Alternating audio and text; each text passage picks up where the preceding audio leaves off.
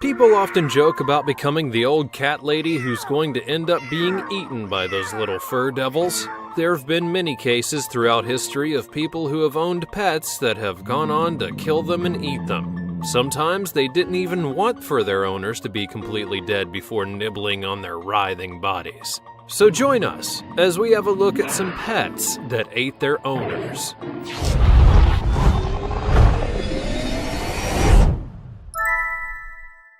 Ravenous pugs. Pugs! The dogs that are so ugly that they're absolutely beautiful. But don't feel too much pity for the world's most popular inbred house pet. That's because when things get tough, they will do anything to survive. Anyone out there who owns a pug knows that there are a few things they won't eat, and human flesh is not really one of them. Once upon a time in Nebraska, two pugs who were named Harry and Sally were happily living a life of seclusion with their owner. That is, until the 51-year-old man committed suicide by putting a shotgun to his face and blowing himself away. Before he killed himself, it seems that he forgot to let his neighbors know that his dogs would need to be fed while he was gone. Harry and Sally would finish the little bit of food they had left in their bowl and began to starve over the next few days. Eventually, they had no choice but to begin snacking on the viscera of their deceased owner. They began with the ribbons of flesh hanging off the sides of his face, and then used his partially obliterated skull as a bowl and began to snack on his exposed brain. Eventually, after their owner had not been heard from in a few days, people became concerned and went to the house, and what they found was terrifying. The body of a man with his head partially gnawed off, and two smiling pugs that were happy to see someone that might give them a few treats for taking care of the house. Fortunately enough, the pugs faced no repercussions for nomming on their owner, and were later even given a new delicious set of owners to live with. Despite the morbid nature of this case, you can't help but think a movie about inbred cannibal dogs in the cornfields of Nebraska would be Oscar-worthy. Pet tigers.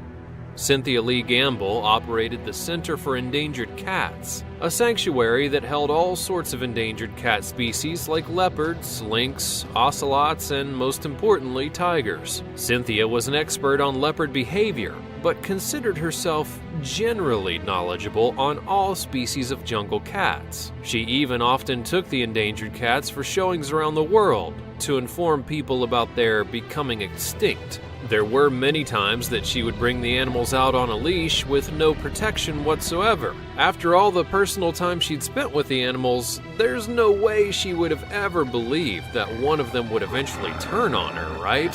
Well, one day while she was working in her Minnesota sanctuary, she accidentally left one of the trap doors open to the cage of a Bengal tiger. These doors are usually used as an alternative means of escape for humans, but this time the wily tiger decided to make the attempt to squeeze through. He ended up being successful in his endeavor, and eventually tracked down the unsuspecting Cynthia Lee Gamble, tearing her to shreds. Some people may think that this is an isolated incident, but apparently the community had petitioned the center due to numerous transgressions. Oh, and apparently cats had escaped before, and in one case, one of Gamble's friends had been bitten. Sometimes it's just best if we leave nature to itself. Pet pythons. We should all have learned two important things from watching the movie Anaconda. Number one, Ice Cube cannot act. And number two, snakes might be the scariest creatures in the world and should never be kept as pets.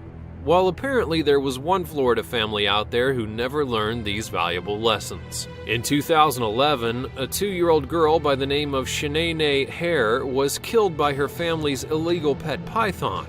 The snake had a horribly inconsistent diet of occasional roadkill brought in by the owners, along with whatever it could find to eat when it escaped its 150-gallon aquarium. The 8.5-foot monster had escaped a total of 10 times prior to eating the young girl, but had never once harmed a human being during those times. Now, we're guessing that the snake finally got fed up with not being fed and decided to take its anger out on its owners.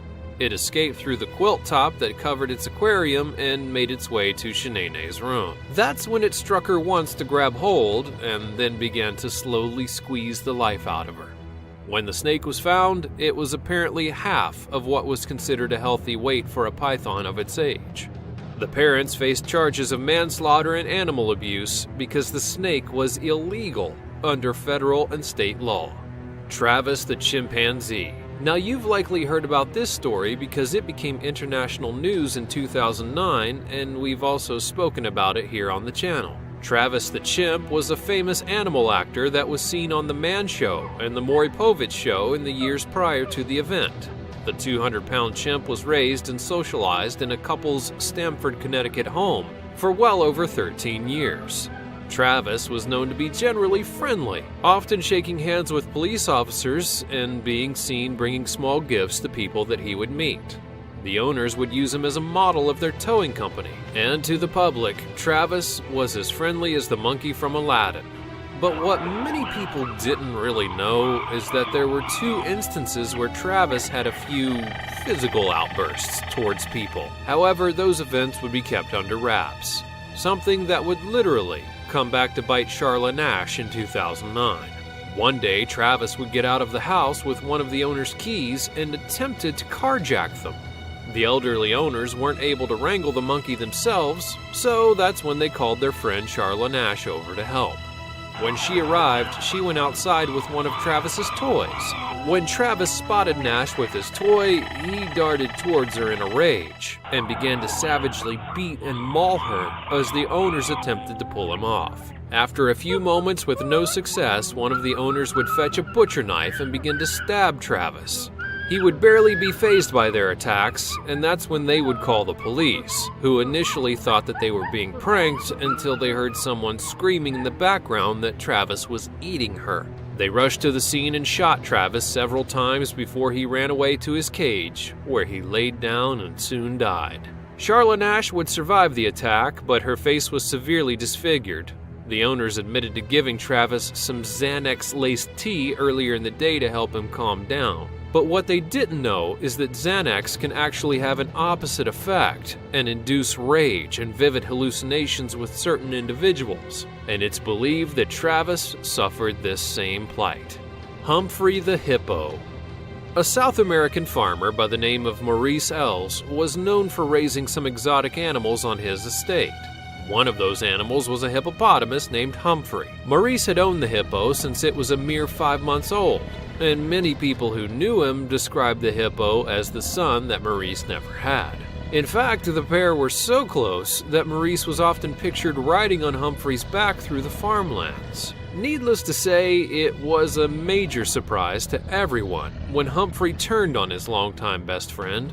With the exception of this event, Humphrey had only had one other violent interaction with human beings. On that occasion, a canoe of people who were not familiar with Humphrey was floating into his territory, so he rushed them, but no one was actually harmed. This would not be the case with Maurice, and in November of 2011, it was reported that Maurice was out on the land visiting Humphrey when he was suddenly attacked by him. Humphrey chomped down on Maurice and dragged him underwater for minutes at a time. He would continue this attack until Maurice was motionless, his body having numerous puncture wounds. And it's assumed that Maurice went out to feed his friend, but instead he found Humphrey to be a hangry hippo. Herbert and Jane Walden. Herbert and Jane were a mother and son combination who lived with each other in northwestern Pennsylvania. Jane was 94 years old and unable to take care of herself. So, like any good son, 74-year-old Herbert would take the responsibility. The house was in shambles. Garbage was piled high all over the place, and it was soon overrun with every manner of wildlife, mainly cats. There ended up being no running water in the house, so Herbert and Jane had been relieving themselves in numerous buckets that lay around. One day, Herbert had a heart attack and passed away. Jane was left with no one to take care of her, nor did she have any kind of means of contacting the outside world. Most people just assumed that a house in that condition was abandoned, so there was no bother in calling the police. The cats who usually fed on the scraps that the Waldens left behind no longer had a source of food, so you can kind of see where this is going. After the cats were finished with Herbert, they then turned on Jane. Hog wild. Coos County was most famously known for its legendary track and field athlete Steve Prefontaine.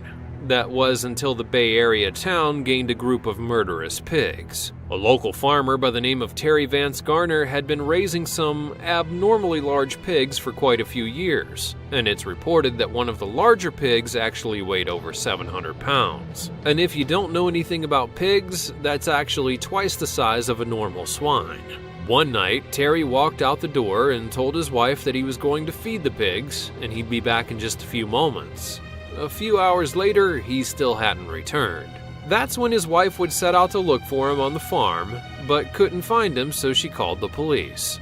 As the police would conduct their search, they found Terry's glasses, and then they found pieces of his body in the pig enclosure. As it turns out, the farmer Garner had experienced a fatal heart attack and died within the enclosure. The pigs? Well, they recognized that his motionless body was obviously their food and went on to consume him. The non-consensual camel.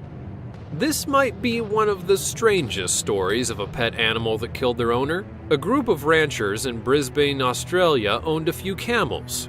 One of them was particularly touchy, and by touchy, we mean that he liked to straddle and hump his owners. On one occasion, this amorous camel ambushed his owner and humped her to death, and had a few nibbles while he was at it. The husband would find his wife's violated corpse and knew immediately what had transpired. This has been a look at just a few occasions where pet animals have eaten their owners. But what do you know about?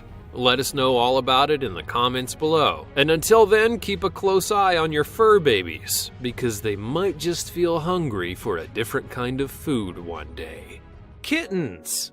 No, we're not talking about lions or tigers. We're talking about the average domestic house cat. That's right, that adorable little fur devil sitting on the back of your couch has the ability to murder you because it's the spawn of Beelzebub himself.